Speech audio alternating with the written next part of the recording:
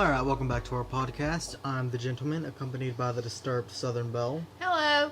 And in this episode, we will be talking about Errol Flynn, continuing with the theme of this series, talking about old Hollywood and all that. Mm-hmm. So, I'll start by giving you a bit of background information on him and his earlier career to give you a better gist of the story. So, Errol Leslie Thompson Flynn was an Australian and American actor who achieved worldwide fame during the golden age of Hollywood. So he was most well known for romantic swashbuckler roles. He also gained a reputation for having a fairly hedonistic lifestyle, as well as being a very well-known womanizer. Very much so. So he was born on July 20th of 1909 at Queen Alexandra Hospital in Battery Point, Tasmania, Australia, for those who don't know.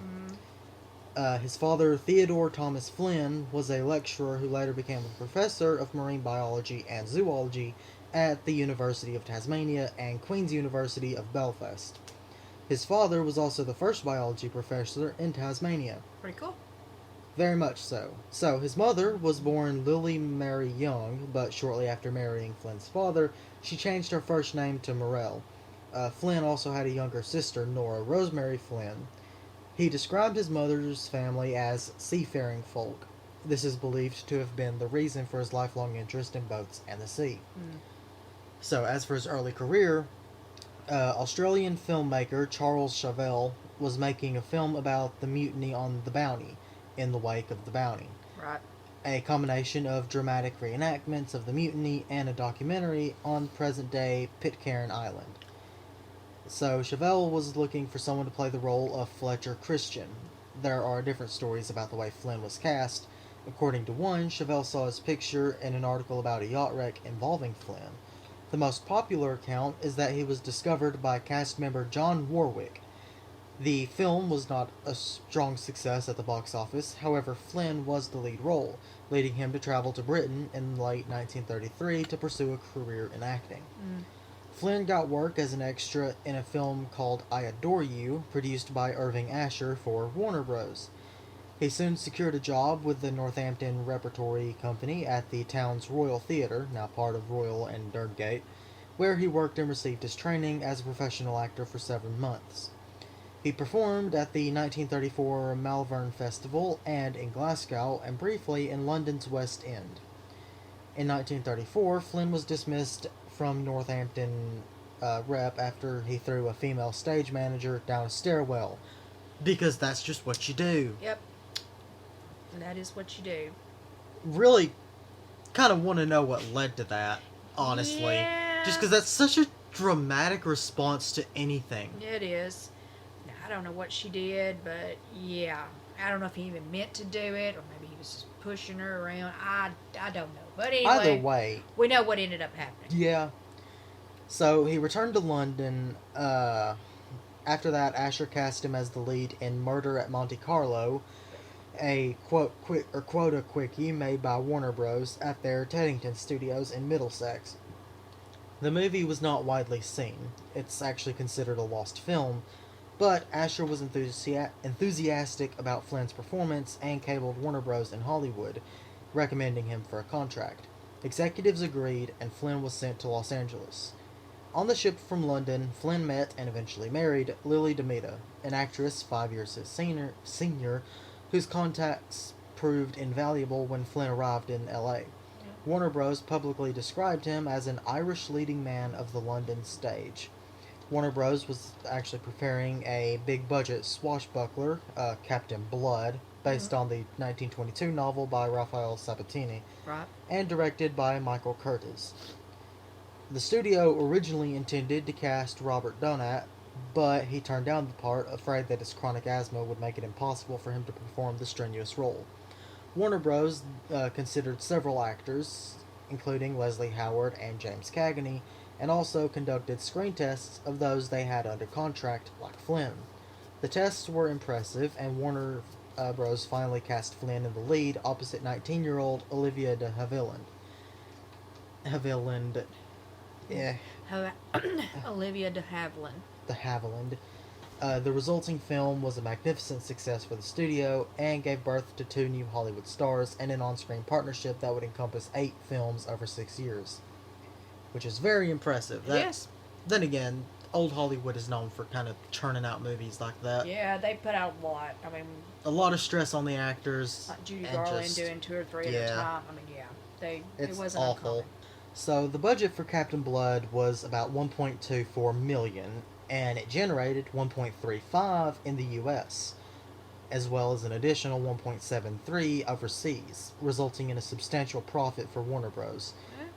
Flynn asked for a different kind of role, and so when ill health made Leslie Howard drop out of the screen adaptation of Lloyd C. Douglas inspired novel, Flynn got the lead role in Greenlight, playing a doctor searching for a cure for Rocky Mountain spotted fever.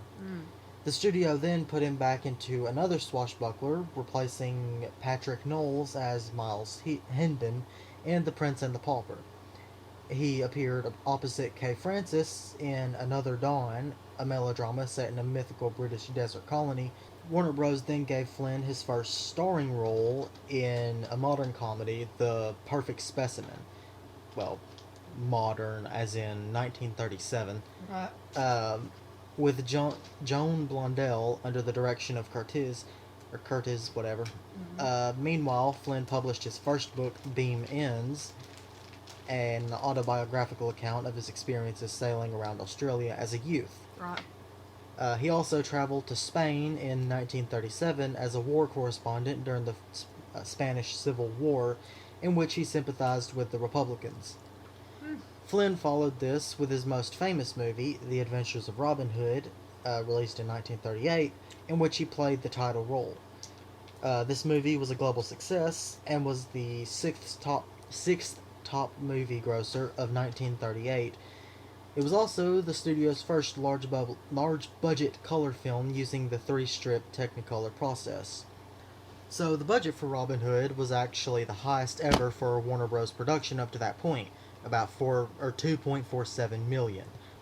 However, it actually more than made back its cost and turned a huge profit as it grossed about 2.34 million in the U.S. and 2.49 overseas. So, as for the man behind the screen, the man himself, to give full context, may have to rehash some of the information I've already told you, but purely for context. So, when his autobiography, My Wicked, Wicked Ways, was released posthumously in 1959, he shocked the public and even his more famous friends, and I'm quoting Noel Coward here, "It is indeed as outspoken as it is reputed to be, but with a sort of outspokenness which curdles the blood, such a wealth of unnecessary vulgarity." End quote. So yeah, that's a quote from one of his closest friends. Yep. So that alone should tell you how bad interesting it is. read, anyway, right? So, from his early days biting off sheep testicles on an Australian farm in his reign as an international superstar, Flynn recounts his amoral adventures in deceptively eloquent prose that blunts his often sordid stories.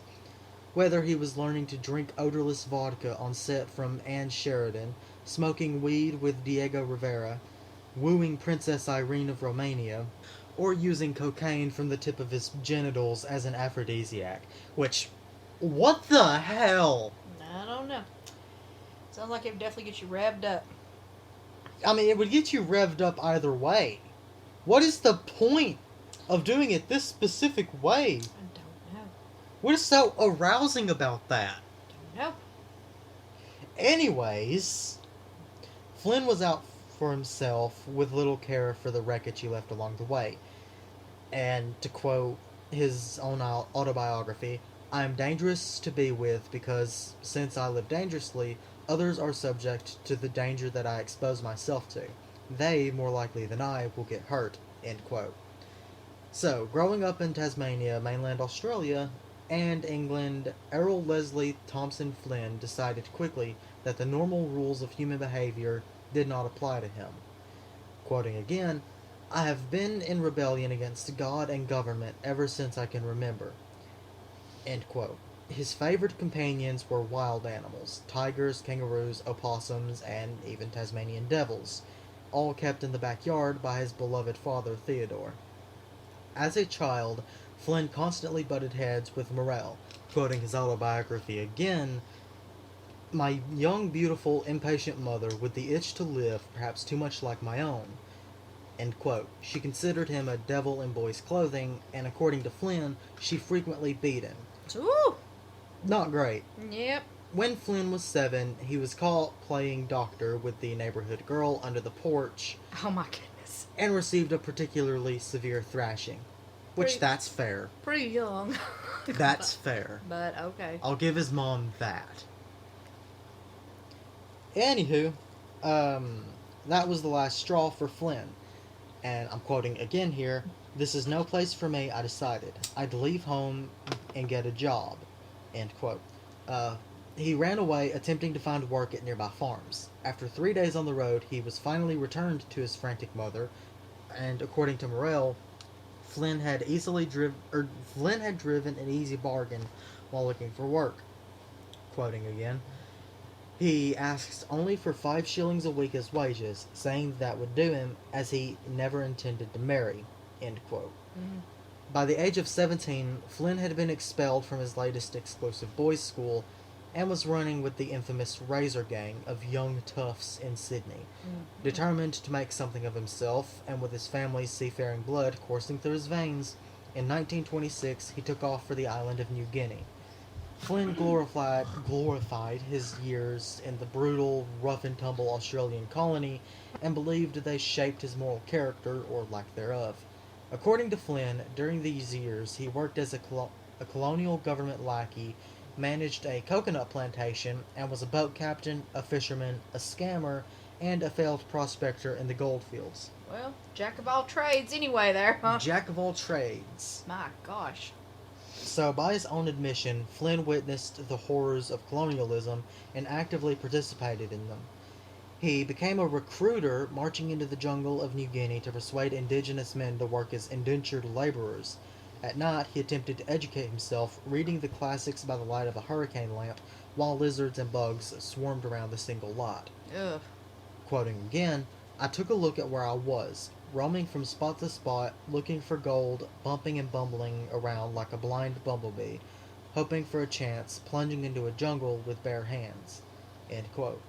According to Flynn, this reckless life came to a head when he and a group of laborers were ambushed in the jungle.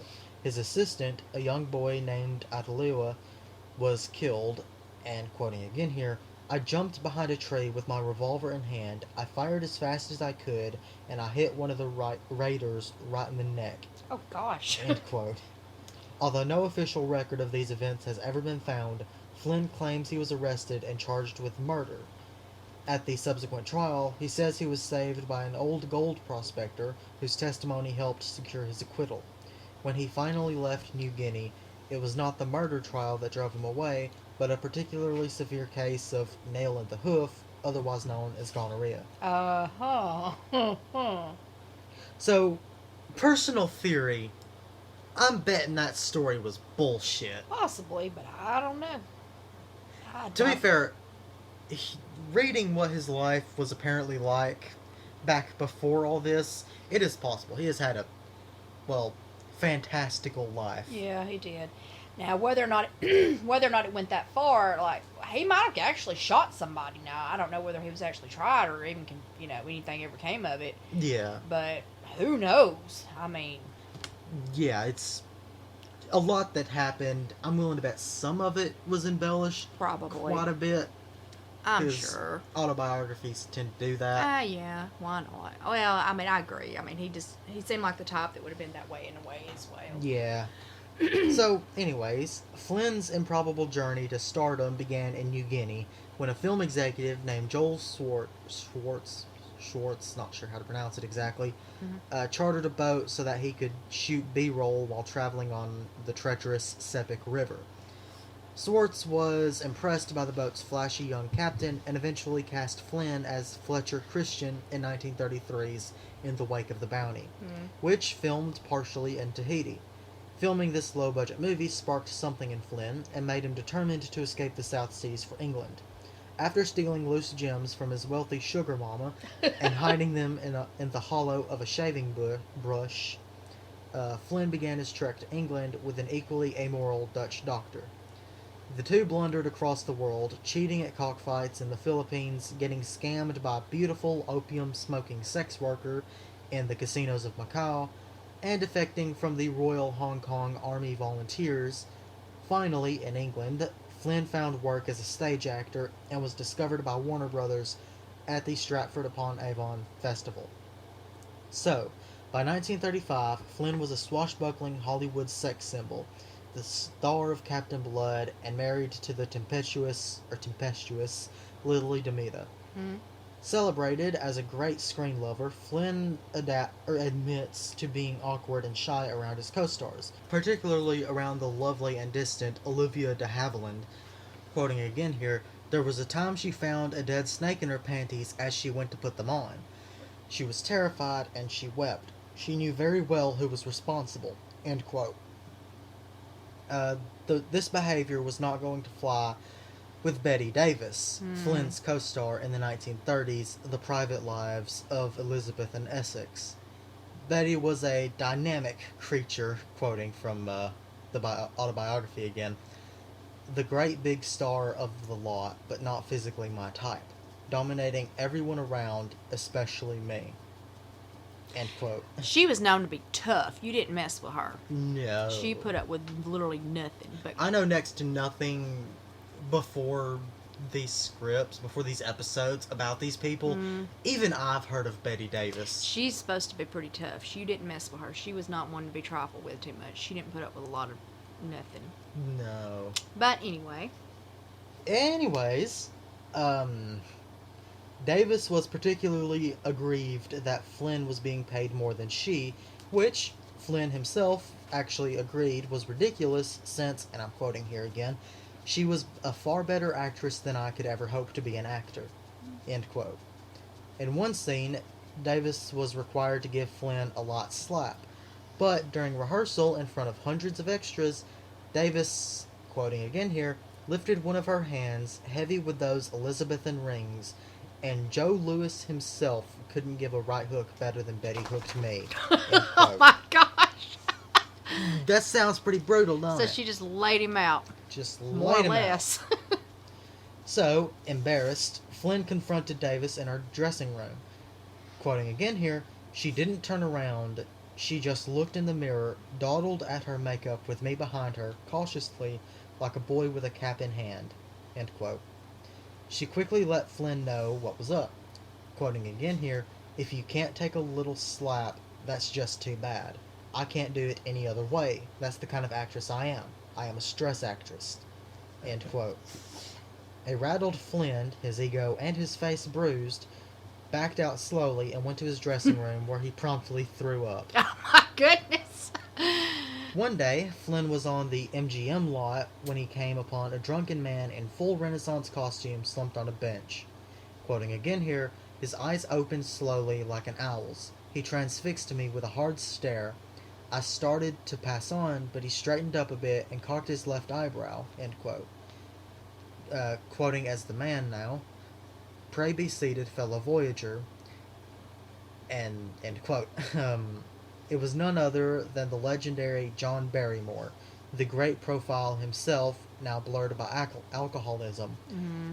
Flynn found a father figure in Dear John, who drank, disrespected women, and expounded on literary ideals in ways Flynn found admirable. Mm-hmm. He was soon an honorary member of the Olympiads, Barrymore's all-male circle, which included the artist John Decker as well as Anthony Quinn and W.C. Fields.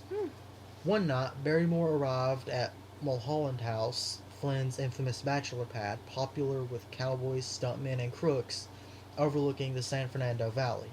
Barrymore's antics soon drove his jaded host to distraction. "So it was," and I'm quoting Flynn himself here, "the most frightening 3 weeks I had since I was in the New Guinea jungle.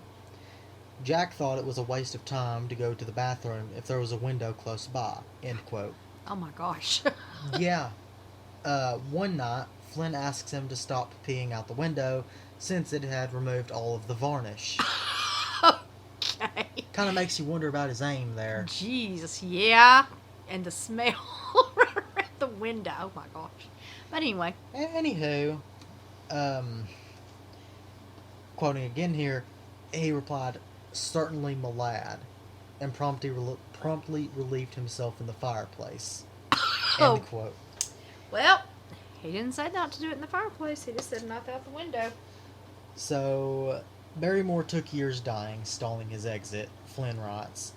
When he finally did pass in 1942, Flynn claims that director Raoul Walsh bribed the Undertaker to let him take Barrymore's body on a little trip to Flynn's favorite chair at Mulholland House.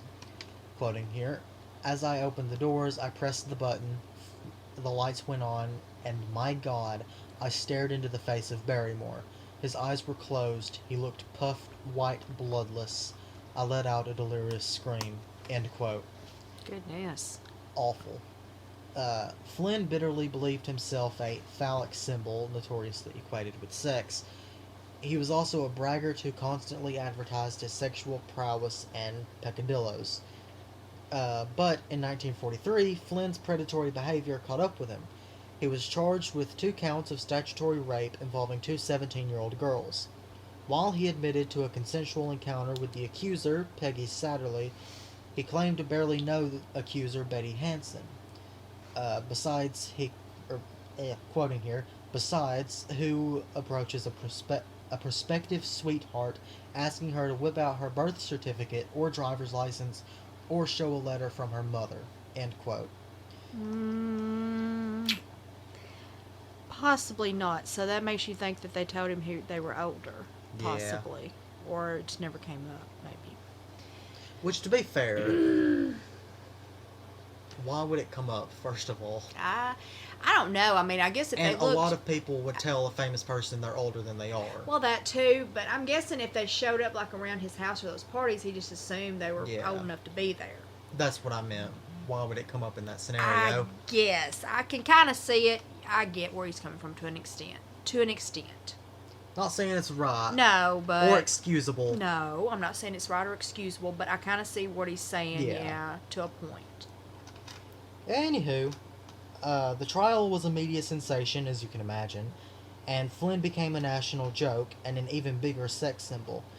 Satterley testified that Flynn kept his shoes on during their encounter, a perfect joke since his film They Died with Their Boots On had just been released. Oh my God. Young men around the world bragged that they were in like Flynn, and women banged on the doors of Mulholland House like ice drops in a hailstorm. My God. Despite his professed inner turmoil over the trial, Flynn couldn't help himself, and I'm quoting him here, "I still had some will left, some that I directed to a very lovely-looking redhead who occupied a cubicle in the lobby entrance of the city hall. Day by day I passed by her and watched how she sold chewing gum." End quote. This young woman was 18-year-old Nora Eddington, soon to be his second wife. Flynn was acquitted, but he had in no way learned his lesson. Quoting again here, "I might have been guilty as hell under the law, that is, but in the world of day-to-day common sense, everybody knew that the girls had asked for it, whether or not I had my wicked ways with them." End quote. Gosh. Alrighty then. By the early 1950s, Flynn was a broke joke, which, according to the Star, was everybody's fault but his. Quoting again here, "I felt used by the studio, used to make money, used by the press for fun, used by society as a piece of chalk to provide the world with a dab of color." End quote. With his third wife, Patris, and baby daughter in tow, Flynn lived aboard his beloved yacht, Zaka, in the Mediterranean, diving, swimming, and drinking with the likes of Rita Hayworth, King Farouk of Egypt, and Prince Rainier. Quoting again here, "I laughed. My friends laughed. I had pals. They had yachts. We dined on their yachts, or they dined on ours." End quote. Everywhere he went, he carried a suitcase labeled Flynn Enterprises, which contained vodka, quinine glasses, and a Bible. Dissolute Okay. and despondent, he had relied more on alcohol, or more and more on alcohol. His famous face had become bloated and gray, but his new physique would improbably lead to a career renaissance in the mid 1950s as Flynn began playing drunken rogues, including his hero, John Barrymore, in Too Much Too Soon. Mm-hmm. Quoting again here, I make more today being a shadow of my former self than I did when I was my former self. End quote. In the years before his death in 1959, Flynn spent more and more time secluded on his Jamaican estate, his 4 children far away in America, his only companion, his last girlfriend, Beverly Adeland, whom he met when she was just 15. Goodness. With a sliver of self-awareness, he was proud of his career in films, but not much else. Quoting here, I may haven't been such a loss after all, or maybe I haven't been such a loss after all. Anybody who can bring a few moments of happiness to another human life certainly can't be wasting his time in an otherwise fear-ridden and often very drab world. Maybe it hasn't been so futile. Maybe it wasn't all a waste. End quote. Fair enough. And that's the end. He's very interesting. I'm going to say that. Now, he did seem to like the younger girls and lived a wild life, but It was a life. it was definitely an interesting life, if nothing else. We hope you enjoyed that segment. Don't forget to like, follow, and subscribe, and don't forget to Stay disturbed.